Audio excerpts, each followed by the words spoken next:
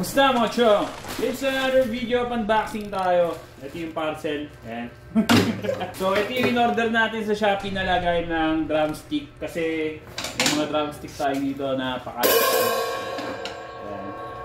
Sa ngayon, ito pa lang yung drumstick natin. Pero madadagdagan to. So tara, buksan natin to mga chong.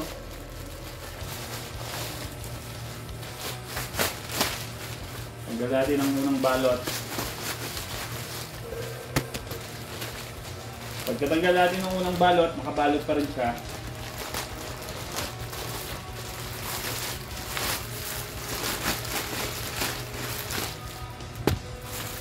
Pagkatanggal natin ng pangalawang balot, makabalot pa rin siya. Pero this time, clear na yung balot niya.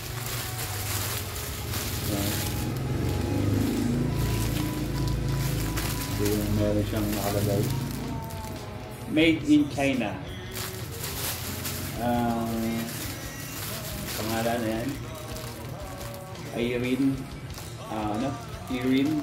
Instrument. Ito natin.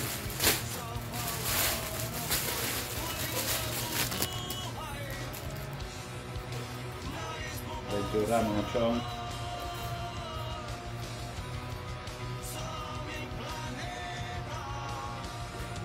Hindi siya kahaba. Testing natin. Buksan natin.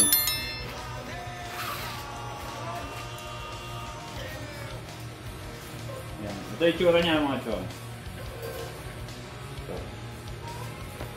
Ito. Ito yung sabitan niya. Mayroon siyang clip dito. Ayan. Sabit mo sa drums pa nakasabit. Mamaya isasabit natin ito. Ayan o. Clip. Dalawa yan. Tapos dito, yan. Ito yung packet niya. Dito ako maglalagay ng drumstick. For example, gagawin natin ito. Yan.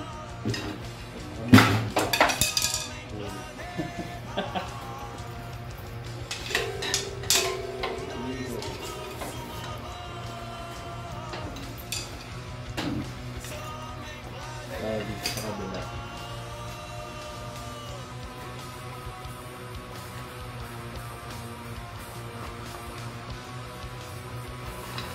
Yan. Siguro kasi dito mga dami.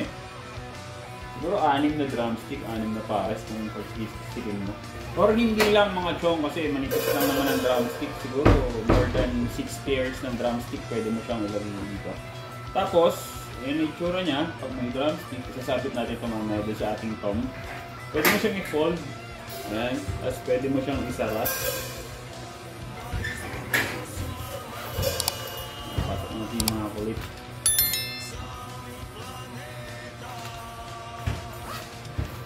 Yan, ganyan mga chong. Pwede mo siyang isara, pwede mo siyang i-fold. Kasi kanina nakabukas na gano'n. Ngayon, ito na siya. May laman drumstick na. Ngayon, kung meron kayong tugtog na malalayo or mga gig, pwede nyo bit-bitin. Ano lang naman siya, affordable. Ano ba? Portable. Portable. Pero mura lang to, affordable talaga to. Ayan, kung meron kayong gig or tugtog, portable lang naman siya. Kung gusto mong dalhin yung mga drumstick mo, ayan, pwede mo siyang bit-bitin ng ganyan. Oh. Diba? Alright. Let's try natin i-sabit. As pwede natin siyang isabit mga chong.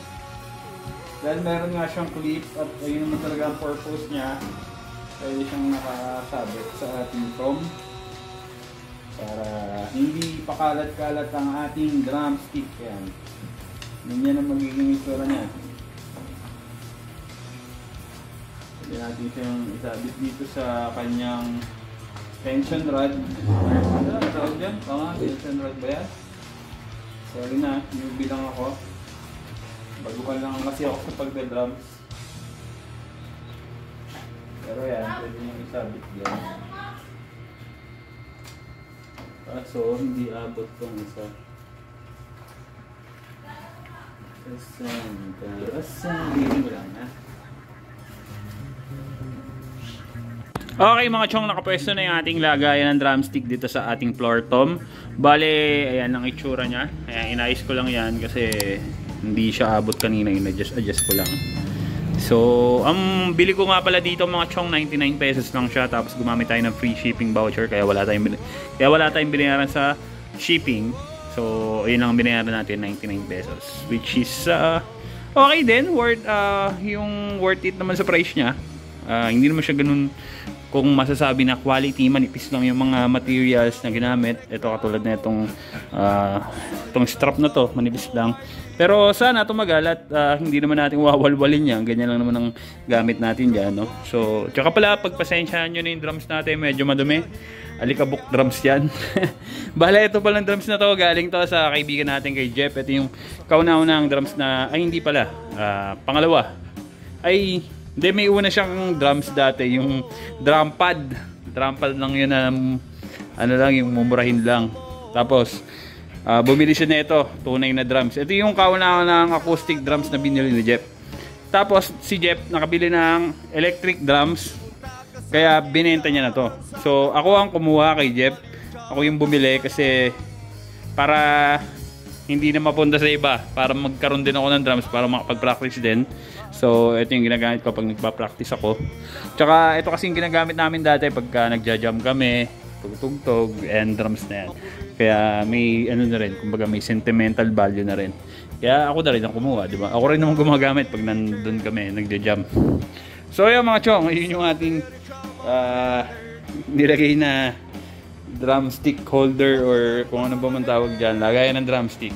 So ayun, hanggang dito lang itong video na to mga chong. Abangan nyo na lang yung mga gagawin natin video dito sa drums na to. Lilinisin natin yan. Yung drums na yan, pati yung mga cymbals lilinisin natin. So ayun mga chong, kita kasi na next video.